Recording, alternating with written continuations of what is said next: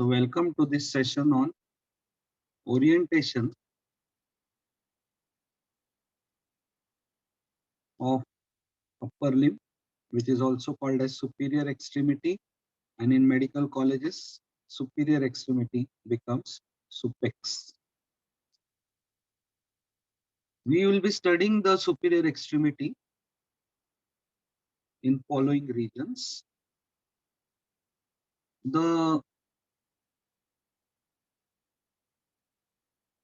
Suppose this is the sternum, and this is the manubrium above the sternum, and here is the clavicle, like this. The clavicle. On both sides there are clavicles. Okay. And this clavicle articulates with the scapula, acromion process of scapula. So scapula is behind, okay, behind the scapula.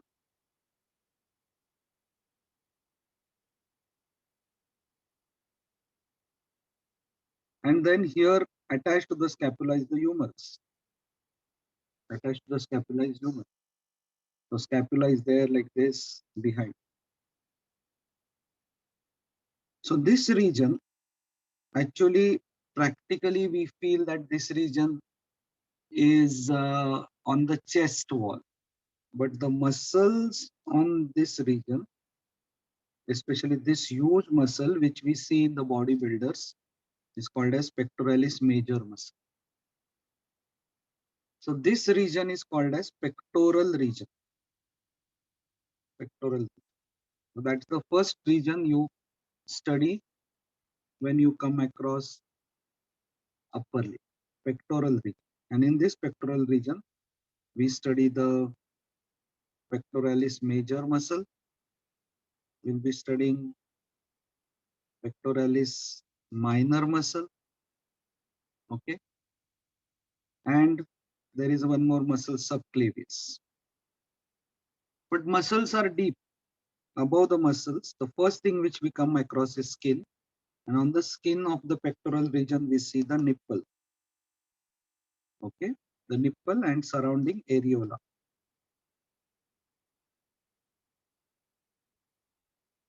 Nipple and surrounding areola. Below the skin is superficial fascia. And in the superficial fascia of pectoral region is the breast. So breast is a modified sweat gland which is there in the superficial fascia of the pectoral region. On the chest, on both the sides, there will be breast. The tail of the breast goes in the deep fascia. Now, superficial fascia is normally fatty. So there is a layer of fat below the skin which is called superficial fascia. And below superficial fascia is a deep fascia. In any part of our body, when we start dissecting, we come across skin first, then we come across superficial fascia, which is made up of fat. Then we come across deep fascia, which covers the muscle. And deep fascia is fibers. The deep fascia in this in this region is called as pectoral fascia. Deep fascia in this region is called pectoral fascia. And then if you take a section like this and look from the side, you take section like this and look from the side from here, you see that section is called as sagittal section. Okay. There we see the clavicle. This clavicle is seen here, and attached to the clavicle is pectoralis major muscle. Covering it is pectoral fascia. So this is pectoralis major muscle. This is pectoral fascia. The pectoral fascia will be covering the pectoralis major. And then above that is the superficial fascia, in which the breast is there, and this is the nipple. So this is the nipple, breast. I have made a separate video on mammary gland and I have uploaded on my channel. But still, I would just like to give you an idea that this breast consists of nipple and areola. Inside the nipple are the ducts glands, ducts of the glands of the breast. Okay. And also there is muscle. There are two types of muscle. One is circular muscle. When the circular muscle contracts, the nipple increases in size. Okay. And then there is a longitudinal muscle. So whenever longitudinal muscle contracts, when longitudinal muscle contracts, the nipple becomes flat. Then there is stroma in the nipple. The stroma in the nipple is made up of fat and it is made up of ligaments of Cooper. Ligaments of Cooper. So there are ligaments which run from pectoral fascia to the skin. So in case of cancer, ligament of Cooper is involved. Then there is puckering of the skin because these points will be pulled inside. Puckering of the skin. In case of cancer of the duct of the like the glands of the breast, there is inversion of nipple. Okay, so that is called as stroma. So breast has three parts: skin, which is made up of nipple and areola; parenchyma, which is made up of glands; and stroma. Okay, the breast, everything of the breast, whether it is blood supply, nerve supply, venous drainage, you have to remember three words: axillary, internal mammary, and posterior intercostal. Lymphatic drainage, 75% of the lymphatics are drained by axillary lymph nodes, 20% by internal mammary lymph nodes, 5% by posterior intercostal lymph nodes. Blood supply or arterial supply, axillary artery, internal mammary artery, posterior intercostal artery. Venous drainage, same name, axillary internal mammary, axillary vein. Then internal mammary vein, posterior intercostal vein. This posterior intercostal vein, posterior, it is going posterior towards the vertebral column. It is the one which carries the cancer to the spinal cord. So the spinal cord and brain. So the cancer spreads from the breast via posterior intercostal vein, which is connected to the Batson's plexus of the spinal cord, vertebral column, and from there it goes to brain. From the lymph nodes over here, it goes down to the abdomen and to the ovary. It goes to the other breast also. So that's all about the breast. I don't want to discuss more into detail. You can see the lecture on breast and mammary gland on my YouTube channel. And so when we talk about the applied anatomy of the breast, we say we always write applied anatomy or clinical anatomy in 5 points. Okay, first is always congenital anomalies.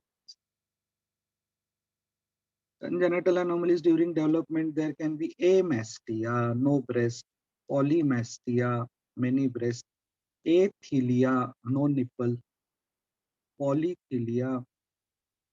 Okay, then investigation. The breast, we do self, we teach females about self breast examination, and we also do mammography. Then medical problem. What are the medical issues with breast? Mastitis. Itis means inflammation. Mastitis. Surgical, we should be knowing about mastectomy. Ectomy is removal. Gastrectomy is removal of stomach. Mastectomy is removal of, and cancer is the last, cancer. So in cancer, already I said in inversion of the nipple in case the ducts are involved in cancer, and puckering of the skin in case the ligaments of Cooper are involved, and pure orange appearance if lymphatics are involved, the breast looks like orange. In the pectoral region, we see this muscle pectoralis major. It is attached to the intertubercular sulcus, lateral lip of the intertuberculus. So if you see this muscle, when it contracts, it pulls the upper limb towards the body. Movement away from the body is called abduction, and movement towards the body is called as adduction. Adduction. So it will cause adduction. It will also cause medial rotation. It will rotate. Okay, it is attached like this. So when it contracts, it will cause medial rotation of the upper. This head is called as clavicular head. It takes origin from the clavicle also. This clavicular fibers will pull it forwards, causing flexion at the shoulder. And when we are doing pull-ups and put our hands on the top, this portion, that time this portion is stabilized. This portion lifts the entire body, and therefore this muscle is has one more action, that is climbing. After this pectoral region, we study the next region, and that is axilla.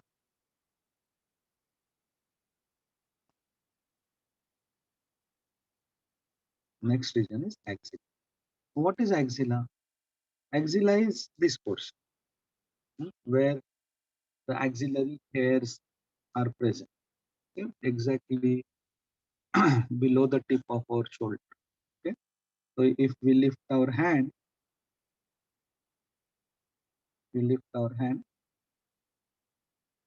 this portion is the axilla. Okay, so its floor is formed by skin. Floor is formed by skin, and the axilla is located like this. Okay, so this entire portion, it's not only the skin. Okay, this entire portion is axilla. So here was pectoral region, and this part will be arm, and between pectoral region and arm is axilla. Okay, this axilla, if I see in cross section, again I see the pectoralis major muscle in the front, clavipectoral fascia, pectoralis minor. So this is pectoralis major, this is pectoralis minor, which is behind the pectoralis major. This is anterior, this is superior, this is inferior, this is posterior. Okay. So posteriorly, in the posterior part of the axilla, what is there? There is scapula, and there are muscles attached to scapula, like the names of this muscle: subscapularis. Sub means below, below the scapula, subscapularis. You will be hearing many names today, so don't be scared. By the time in next 1 2 months, these names will be kind of be on the tip of your tongue.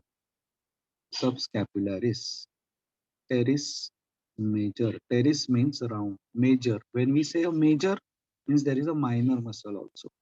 Latissimus dorsi.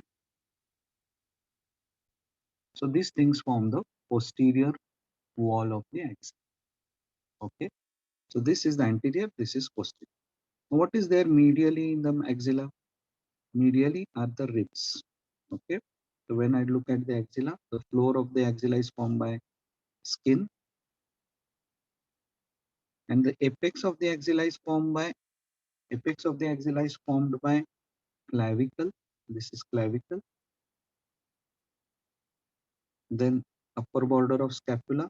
Scapula is behind, clavicle is anterior, and the first rib which goes like this. First rib. So this canal is called as cervico-axillary canal. So coming from the cervical region, coming from the subclavian artery, which is coming from the aorta, they all enter through this cervico-axillary canal to go to supply the upper limb. So this canal kind of protects, and that is the reason why we have the clavicle like this and not straight. It's slightly curved because we don't want these arteries and nerves supplying the upper limb to be pressed. That is the reason clavicle is a curved bone. So all the arteries, nerves supplying the upper limb pass through the cervicoaxillary canal, which is formed by clavicle, first rib, and upper border of scapula. So medially, what is there medially? So below the first rib, second rib, third rib, fourth rib. Here in this diagram, you can see this is posterior, this is anterior, this is lateral, Laterally they are meeting, and this is medial. So medial wall of the axilla anyways is formed by the upper four ribs, and upper four ribs there is intercostal muscle in between, and there is one more muscle called as serratus anterior muscle. Serratus anterior muscle. So if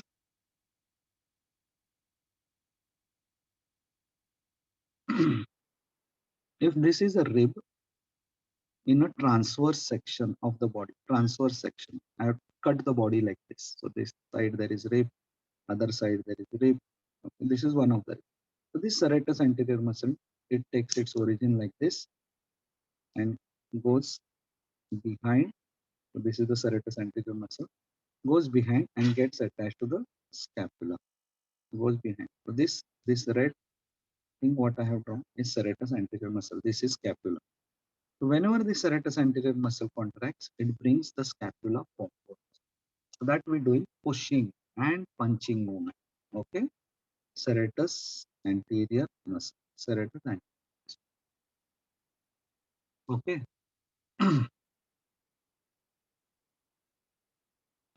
So then this muscle will also be in the medial. Okay, what is there in the lateral wall of the axilla? In the lateral wall of the axilla, here the scapula is there, and then the scapula, articulates with the humerus. So these are the structures forming the medial wall, the upper four ribs. Then on the scapula is subscapularis muscle. This is subscapularis muscle. So these are the structures forming the posterior wall. Anteriorly here is pectoralis major. Pectoralis major. So these are the structures forming anterior wall, and the lateral wall is formed by the humerus in the region of bicipital root. So laterally there is humerus. Okay. In the axilla, we see axillary artery. We see axillary uh, vein. We see axillary lymph nodes. Okay. We see the brachial plexus, infraclavicular part of the brachial plexus. Infraclavicular. What is brachial plexus? It is a plexus of nerves which supplies the upper limb. This plexus is formed by C5, C6, C7, C8, and T1. Although there are 7 cervical vertebrae, the first cervical nerve goes above C1. So above the 7th cervical vertebra goes C7 and below goes C8. There is one extra nerve in cervical region. And then T1 goes below the T1 nerve goes below the first thoracic vertebra. So after this, all the nerves come out from below the vertebra till in cervical region, all the nerves arising from their segment. So C5 nerve will be coming above the 5th cervical up to C7, and C1, C7K below there is one more nerve, that is CK. After that, all the nerves go below. So this is the this plexus supplies the upper lip. Now axillary artery is the main artery which will be supplying the upper. So there is an artery called subclavian artery, and this subclavian artery continues. Subclavian artery. This subclavian artery on the left side, it arises from the aorta, arch of aorta directly. On the right side, it arises from the brachiocephalic trunk. On the right side, it arises from the brachiocephalic. Left side, it arises from the. This subclavian artery from the outer border of the first rib. When it crosses the border of the first rib, it is called as axillary artery. Axillary artery. And then when it crosses the lower border of teres major, it becomes it becomes brachial artery. So same artery. Subclavian artery becomes axillary artery. So aorta gives subclavian artery on the left side, which becomes axillary artery when it crosses outer border of first rib, and then brachial. This axillary artery is divided into 3 parts by a muscle called as pectoralis minor muscle, which divides it into first part, second part, and third part. Okay.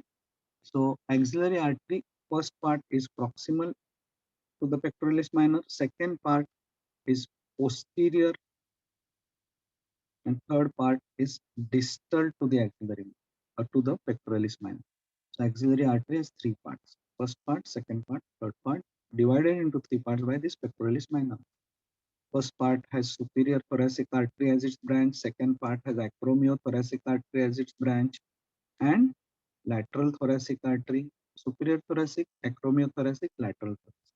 One branch from first part, two branches from second part, three branches from third part. The subscapular artery and anterior circumflex and posterior circumflex artery. Anterior and posterior circumflex humeral artery. Circumflex humeral. They go around the humerus. So suppose where this is the humerus, they will go around the humerus and meet. Anterior and posterior circumflex humeral artery. Okay.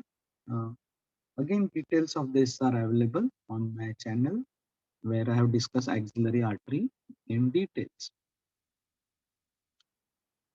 Then comes the brachial plexus, C5, C6, C7, C8, and T1. It is formed by the anterior primary rami of C5, C6, C7, C8, and T1. Why I am saying anterior rami? Because only anterior primary rami form plexus, posterior rami they supply the muscles of the back. RTDC, Rajasthan Tours Development Corporation. Roots, trunks, division, cords. These are the four parts of the brachial plexus. So C5, C6, this is the root. C7 is the root. C8, T1. These are the roots. So roots of C5, roots are formed by the anterior primary rami of C5, C6. So C5, C6 roots unite. C8, T1 unite. Okay. C7 remains single. Okay. Then by union, what is formed? Trunks. RTDC. Roots, trunks. By union, trunk is. Each trunk further divides into divisions, anterior and posterior. RTD. So now we have come up to D. RTDC. Roots. Two roots unite to form two trunks, and one C7 continues.